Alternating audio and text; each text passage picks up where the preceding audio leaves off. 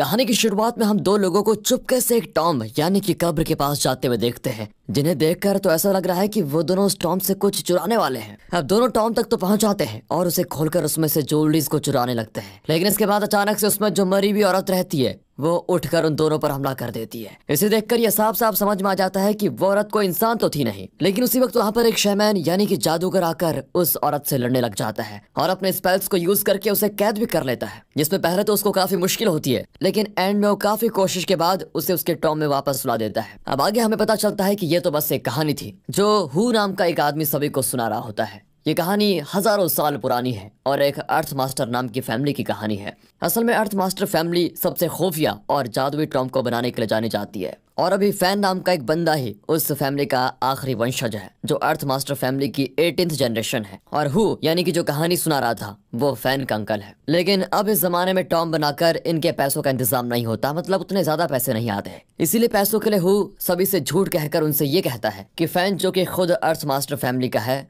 वो आपकी सभी प्रॉब्लम्स को ठीक कर देगा और यहाँ तक कि आपको किसी भी टॉम को भी खोजने में मदद करेगा, वो सब जानता है। और जिस मार्केट में ये दोनों काम करते हैं उसे टॉम रेडर कहा जाता है। टॉम रेडर यानी कि उन कीमती टॉम्स को ढूंढना जिनके अंदर ढेरों सोने चांदी की चीजें होंगी, और ये प्रोफेशन यहाँ पर बहुत ही फेमस होता है। अब हम वहीं जैंग नाम के एक टॉम रेडर गैंग को देखते हैं जो कि काफी हद तक गैंगस्टर्स की गैंग होती है और वो टॉम को पाने के लिए किसी भी हद तक जा सकते हैं क्योंकि बस उन्हें सोना चांदी वगैरह ही चाहिए। वहीं पर जैंग को फैन के बारे में पता चलता है कि फैन ये एक ऐसा आदमी है जो किसी भी टॉम को खोज सकता है और वो अर्थ मास्टर फैमिली से है, यानी कि उसको कई सारे मैजिकल स्पेल्स भी आते होंगे। अब ये बात तो दोस्तों आप और हम जानते हैं कि ये झूठी बात है क्योंकि ये तो पैसे कमाने के लिए कर रहे हैं, लेकिन इन्हें नहीं पता ना। जिसके बाद जैंग फैन और हो को बड़ी चालाकी से अपनी गैंग के बीच में ला देता है और जबरदस्ती उन्हें धमकाकर एक टॉम को खोलने के लिए कहता है। इस टॉम को कुछ ही दिनों पहले जैंग और उसकी गैंग ने ढूंढा था। अब डर के मारे फैन को ना चाहते हुए भी उस टॉम को खोलना ही पड़ता है और उसी दौरान हम उसके हाथों में एक डिवाइस को देखते हैं जिसका नाम होता है गोल्डन जेड, जो कि सिर्फ अर्थ मास्टर फैमिली के मेंबर्स के पास ही होता है और ये डिवाइस यिन और येंग एनर्जी को सेंस कर पाती है। हाँ दोस्तों, यिन और येंग एनर्जी का मतलब है पॉजिटिव और नेगेटिव एनर्जी। अब फैन जब टॉम को खोल रहा होता है तो पता चल जाता है उसको कि ये टॉम तो शापित है और इसे खोलने से कुछ तो बुरा होगा, लेकिन फिर भी जैंग उससे जबरदस्ती वो टॉम खुलवाता है और अगले ही पल उसमें से एक अजीब सा क्रिएचर बाहर निकलता है और जैंग के एक मेंबर पर हमला कर देता है। अब ये देखकर वहां पर सभी डर कर भाग जाते हैं। इसी का फायदा उठाकर फैन और हु भी वहां से भाग जाते हैं। आगे घर जाते हुए फैन हु से ये कहता है कि देखो, मैं ये काम वापस नहीं करूंगा, चाहे पैसे कम मिले, लेकिन इसमें जान का कितना खतरा है तुम जानते भी हो, और सच बताऊं तो मुझे लोगों से झूठ बोलना बिल्कुल भी अच्छा नहीं लगता। जिसके बाद दोनों अपने घर पहुंचते हैं और वहां पर फैन के मास्टर को देखते हैं जिन्होंने मरे हुए लोगों जैसे कपड़े पहने हुए होते हैं। फैन जब अपने मास्टर से इसका कारण पूछता है तो वो उसे कहते हैं कि मेरा समय पास आ चुका है बेटा, और मुझे पता है कि अब मैं ज्यादा दिन जिंदा नहीं रह पाऊंगा। ये सुनकर फैन अपने मास्टर से ऐसा ना करने के लिए कहता है और तभी वहां पर हु आकर फैन को एक आर्टिफैक्ट दिखाता है जो हु ने उसी टॉम से चुराया था जो फैन ने अभी कुछ देर पहले खोला था। फैन फिर उस आर्टिफैक्ट को खोलता है जिसमें उसको एक स्क्रॉल किया हुआ पेपर मिलता है और जब फैन उस पेपर को चेक करता है तो वो पूरी तरह से शॉक में रह जाता है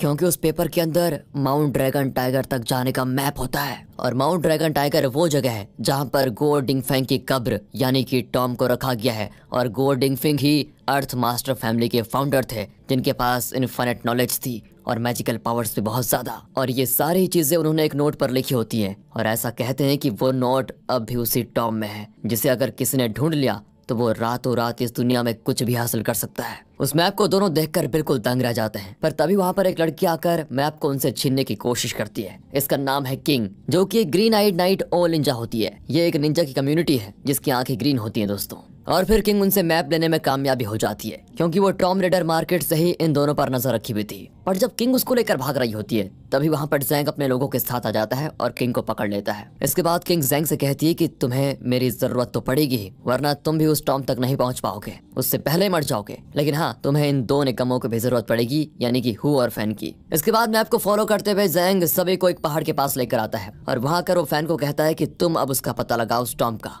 अब दोस्तों फैन को तो अभी तक लग रहा था कि वो झूठ कह रहे हैं कि उसमें कुछ पावर्स हैं, लेकिन उससे भी अच्छे से नहीं पता कि उसके पास ऐसी शक्तियां हैं जिससे वो गुप्त टॉम्स को खोज सकता है। उसके पास सच में शक्तियां हैं। आगे फैन टॉम को खोजने की कोशिश करता है जिसे उसे अपने मन में उसका रास्ता भी पता चल जाता है। जिसके बाद सभी वहां पर जाते हैं और उसके दरवाजे को खोलने के लिए गोल्डन जेड का इस्तेमाल किया जाता है। दरवाजा तो खुल जाता है पर इसकी एक कंडीशन होती है और वो ये है कि दरवाजा सिर्फ अगले 24 घंटे खुला रहेगा, जिसके बाद ये हमेशा के लिए अपने आप बंद हो जाएगा। खैर आगे सभी एक ऐसी जगह पर पहुंचते हैं जहां चारों तरफ कुछ छोटे बच्चों के स्टैचूज होते हैं जो अगले ही पल अपनी जगह से बिल्कुल हिलने लग जाते हैं और धीरे धीरे करके वहां पर रखे हुए 72 स्टैचूज हर जगह चलने फिरने लगते हैं। जिसके बाद वो सभी अचानक इन लोगों पर हमला भी कर देते हैं, जिससे एक ही पल में वहां मौत का मंजर शुरू हो जाता है। इसी दौरान किंग गौर करती है कि सभी लोग किसी स्टैचू से नहीं लड़ रहे, बल्कि वो अपने आप में ही एक दूसरे से लड़ रहे हैं। सभी को हेलुसिनेशन हो रहा है, इसलिए किंग पहले खुद को संभालती है और फिर फैन को संभालती है, जिससे फैन भी उस हेलुसिनेशन से बाहर आ जाता है। फैन फिर हु को भी उस हेलुसिनेशन से बाहर निकालता है, पर तब तक किंग ने फैन से डील कर ली होती है कि फैन उसके नोट्स ढूंढने में मदद करेगा, जिसके लिए फैन पहले तो मान जाता है, पर जैसे ही हु हेलुसिनेशन से बाहर आता है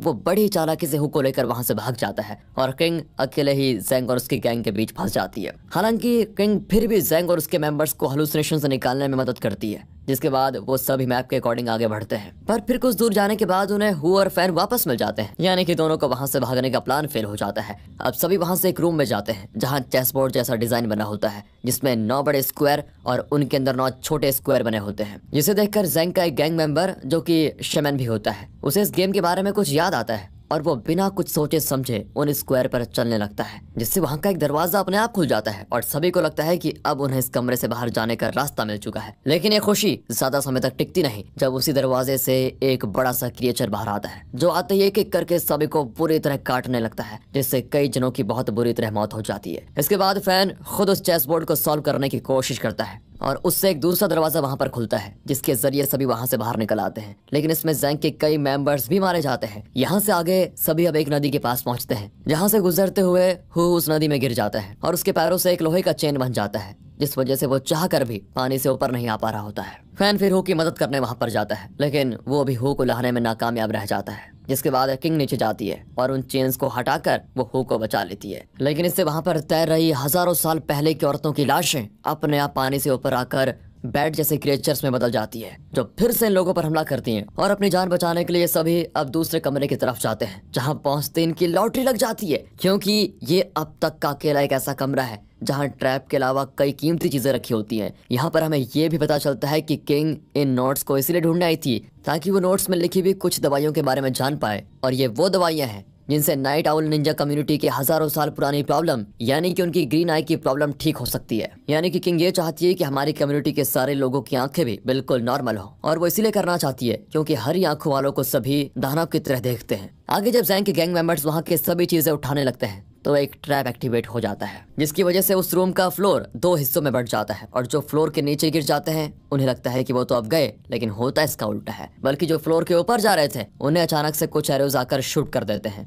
जिससे ज़ैंग के गैंग मेंबर शमन की डेथ हो जाती है। इसके बाद वो जगह टूटने भी लगती है, जिसकी वजह से सभी वहां से भाग जाते हैं। लेकिन एक और गैंग मेंबर कैनन के साथ कई और गैंग मेंबर्स की भी डेथ हो जाती है। इससे ज़ैंग काफी टूट जाता है और उसी दौरान किंग, फैन और हु उन सभी से दूर भागकर अकेले आगे बढ़ने लगते हैं। अब यहाँ से सभी एक ऐसे पहाड़ पर आगे बढ़ते हैं जिसके ऊपर एक औरत की बड़ी सी स्टैचू बनी होती है। इस पर फैन कहता है कि ये चीज कुछ सिंबलाइज कर रही है। ये जगह पूरी तरह से ड्रैगन ही है। अभी कुछ समय पहले हम ड्रैगन की बॉडी में थे, अब हम जहाँ पर खड़े हैं वो ड्रैगन की वेन्स यानी कि नसें हैं, और हमें ड्रैगन के सर तक पहुंचना है जहाँ पर टॉम रखा हुआ है। उसी वक्त वहाँ पर ज़ैंग अपने बचे कुछ गैंग मेंबर्स के साथ पहुंच जाता है और फिर इन तीनों को ज़ैंग के साथ चलना पड़ता है, और ये सभी फाइनली उस टॉम वाली जगह पर पहुंच जाते हैं जहाँ घर के बीचों बीच टॉम रखा होता है, लेकिन उसमें कई लॉक्स लगे होते हैं, जिन्हें ठीक से ऑब्जर्व करने पर फैन को समझ में आ जाता है कि इन लॉक्स को गो डिंगफैंग के बर्थडे से ही खोला जाता है, जो कि दुनिया में किसी को नहीं पता, यानी कि उसकी बर्थ डेट। अब फैन सोचने लगता है कि उन लोगों ने अब तक जिन ट्रैप्स को पास किया उनमें कई पैटर्न्स थे, जैसे कि वो हॉन्टेड बच्चे, वो काउंटिंग में थे 72, चेस बोर्ड पर 9 स्क्वायर्स थे